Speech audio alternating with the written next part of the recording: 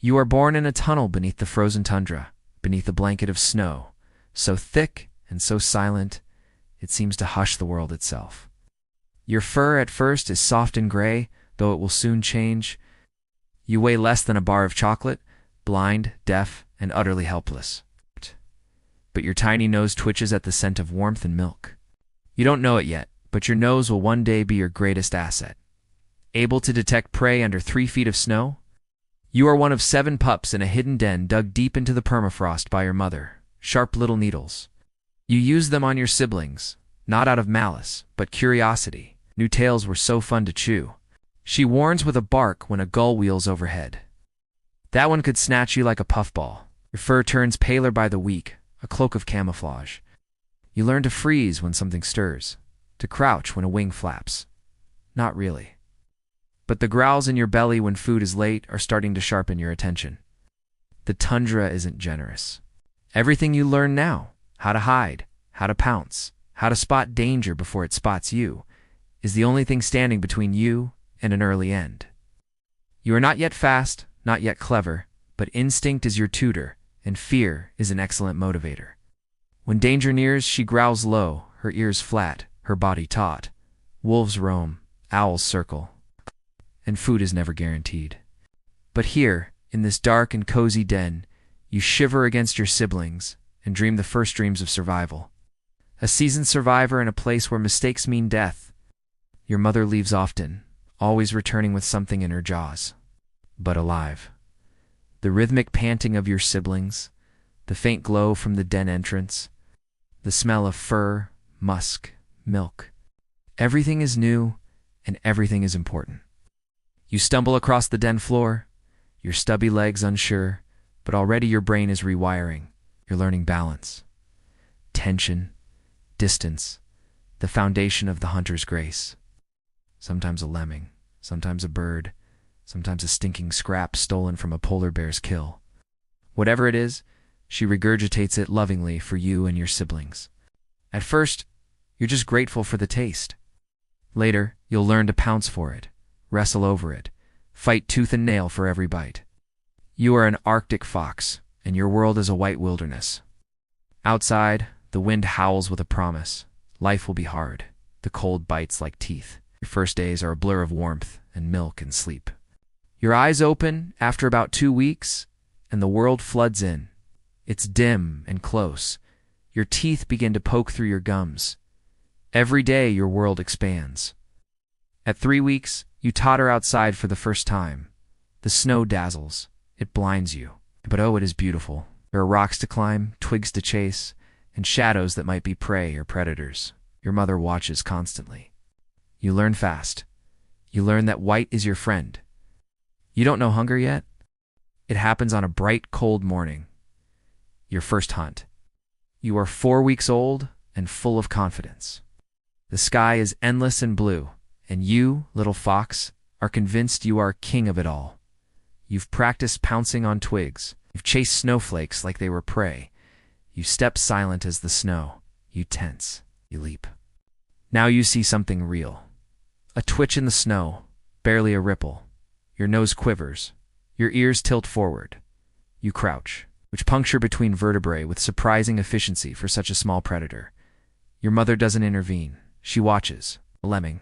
You've never caught one, but somehow you know what to do. It's encoded in your bones. You shed the last bits of your smoky gray pup fur, and in its place comes something else entirely. A thick white coat as fluffy as a snowstorm. This isn't just fashion, it's evolution's armor. Each hair is hollow, trapping heat close to your skin. Your fur is so effective at insulation that you can sleep on the open snow without freezing. The snow explodes, the lemming scurries, and you land face first in a drift. Snow up your nose. How to curve your path to throw off a chase. How to burrow into a snowbank and disappear. How to make yourself small when the world demands it. And how to stand tall when you must. A mouse squeak from meters away. You can pinpoint it. His growl is low and unfriendly. You puff yourself up, ears forward, tail bristling. But you are not fooling anyone. He lunges. You dodge, barely. Your nose grows more sensitive, fine-tuned to the faintest whiff of meat, decay, or danger. You can smell carrion from 2 kilometers off, even under layers of snow and ice. There are foxes who will kill pups not their own. You're no longer cute enough to be harmless, not yet big enough to be a threat. You're in between, more cautious, more confident. And in nature, in between often means vulnerable. Your eyes adjust better to the sun's glare on snow, thanks to a special topotum lucidum that reflects light and improves night vision. You are a machine made for the Arctic. Sneeze. Listen harder. Your triangular ears swivel like satellite dishes, tracking the faint squeaks below. Your forepaws flex, your heart drums. A snort. You sniff. Nudge. It's warm. Smells of blood and fur. It's strange to kill something, and stranger still to want to eat it. But hunger wins. You dig in. Dignity in tatters. But you're not alone. Your sister saw it and is now laughing at you in that silent way foxes do. Still, you try again. This time, you wait longer, and then a perfect pounce. You land with a crunch. The snow gives way. Come up with something wriggling in your jaws. The lemming kicks, but you clamp your teeth. It squeaks, you squeal back. It's awkward, awful, and triumphant. Enzymes in your stomach begin breaking down the lemming's muscle and fat. A clumsy one, yes, but the first step has been taken. The tundra is vast and dangerous. But today you ate, and that's what matters. Your small intestine, lined with villi, for maximum absorption, works overtime. There's no waste in your world. Calories are life, and your metabolism burns fast to keep you warm in this frozen land. The lemming dies quickly, thanks to your sharp canines. You don't eat it immediately. Your digestive tract, built for high-protein diets, whirs to life. Later, you nap in the sun, belly swollen, fur dusted with snow. You are a hunter now. By your second month, the days seem to stretch longer, and so do your legs. You're growing fast now. Your bones elongate, your muscles firm up. That round baby belly disappears. Your hearing sharpens. And yet, with growth comes pain, especially when you meet older foxes. There's the day you wander too far from the den and cross paths with a strange adult male. His eyes are sharp. You run. That day, you learn about territory, invisible borders drawn in scent and claw marks. Still, each close call teaches you something. You're not just growing bigger, you're growing smarter. The Arctic is still trying to kill you. It's also shaping you into something remarkable. A creature of precision, persistence, and fluff. Winter tightens its grip. The world shrinks under a white silence. And one morning, you wake up to find your mother gone. She's not dead, just gone. Perhaps she's found a mate. Perhaps she was driven out. It doesn't matter. You're alone now. The wind is merciless. You haven't caught a thing in 3 days. Your belly cramps. Your limbs feel heavy. You lie low to conserve energy, your metabolism slowing like a machine in standby mode. Your heart beats slower.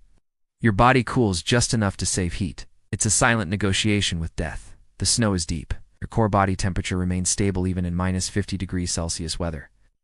You are engineered to wait, to conserve, to outlast the storm. You scan the horizon, hoping for movement. Nothing. Then, by some miracle, a shape. A blur on the ice. Your body is compact but powerful, about the size of a house cat, though no house could contain your wild heart. Your fur is pure white, thick and lustrous, gleaming under the moonlight. Your tail is a magnificent plume, a signal flag, a balance rudder, a cozy scarf when curled to sleep. Bodies tumble in the snow. You're matched. Okay, dance of dominance. Fur flies. Spring is coming, and with it, the scent of possibility. A female. You catch her scent in the wind, sweet and unmistakable. Your heart thumps. A slash to your shoulder, a bite to his cheek. In the end, he yields. He slinks away, tail low. A snowy owl? No, not food, but competition. It's feasting on something, and you're desperate enough to try your luck. You dart in, grab a frozen scrap, a goose leg maybe, and run. Your jaws tremble with cold and joy. You sneak closer, paw by paw. You offer food, a half-frozen fish you stole from a gull. You dig a den together, reinforcing the tunnels, preparing for what comes next.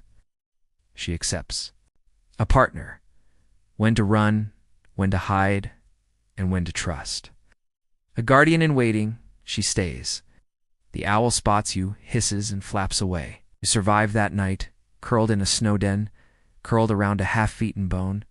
Hunger gnaws still, but you are not dead. Your body knows how to endure. Your paws have fur underneath, like built-in slippers. And when you wake the next morning, weak but alive, you understand something essential. Survival is ante victory parade. But another fox has the same idea. Rival male, roughly your age, and with a bigger tail. You meet at the border. There's no bloodshed, not at first. It begins with posturing. You circle, you bark. You lower your ears and bare your teeth. He does the same. It's a quiet, teeth-gritted, frost-bitten refusal to quit. You are fully grown now, and your mind sharper than ever. This is your tundra now, or at least you hope it will be. You begin to scent mark rocks, snowbanks, and shrub roots with urine. Your version of occupied. Keep out, then he lunges. Teeth clash. You limp home, victorious and aching. But there's no time to rest. Courtship in your world is brief but sincere. You approach carefully, head low. She growls, tests you. For the first time, you're not alone. You are no longer just a survivor. You are a contender. And while the tundra is still ruthless, you have learned its rhythm. When to fight, when to run, when to hide, and when to trust. Your mate has chosen you. Or perhaps you've both chosen each other. The Arctic Docenti allow for long love stories, but there is trust. You've lined the nest with grass, feathers, and even tufts of your own shed fur, a bond. In your world, that's rare. Their eyes sealed, their fur like damp ash. But then, one pup squeaks and wriggles toward you, blindly rooting against your paw. You step back, heart hammering. They are so small, so fragile, it feels impossible they'll ever survive out here. And yet so did you. You are one of the few mammalian species in the Arctic that form monogamous pairs, at least for a season, sometimes longer.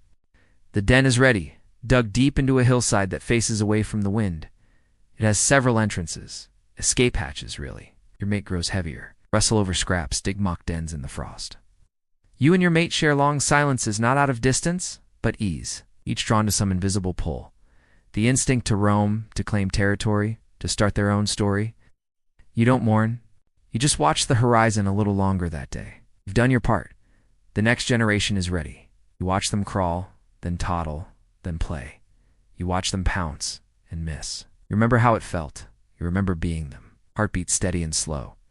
You bring back everything you can catch.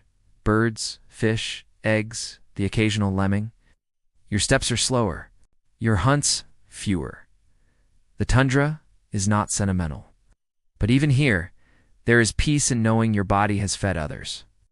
Your legacy runs on 4 legs, somewhere out there in the ice. When carrion is available, you steal it with zero shame. Calories are currency, and your family is rich. The snow melts and returns, like the breath of the tundra itself. Her belly swells with new life. Another fox opens its eyes to a world of white and cold and wonder. It will fall, fumble, fight, survive. It will face owls and wolves and hunger. It will chase its first lemming. It will howl into the dark. You bring food, you stand guard. When she sleeps, you sniff the air for signs of threat. When she stirs, you check her face, alert for pain. Inside her, up to a dozen pups are forming, soft, blind, warm, and waiting. Her body shifts its priorities. Energy diverted from hunting to gestation, her metabolism adapting to feed not just herself but the future. You stay close. Then one night you hear it. The tiniest whimpers from within the den. The pups are born. 10 of them. Your mate licks them clean. You peer in, unsure, a little overwhelmed. You are a father now. In the weeks that follow, you become an expert hunter. You watch your pups open their eyes. And you know with a quiet certainty that one day soon, they'll walk into the snow as you did. Scared, curious, and utterly determined to live. The seasons shift again. Your pups are nearly grown. Their coats turn white. They chase each other in the pale light. One morning, the pups are simply gone. They scatter without goodbyes. You are older now. The wind picks up. Snow drifts over the mouth of your old den. Lie curled in its hollow, tail wrapped around your nose. In this final quiet, you are not alone. Far off, another pup is born, and it will carry something of you, your instincts, your strength, the rhythm of a life shaped by frost.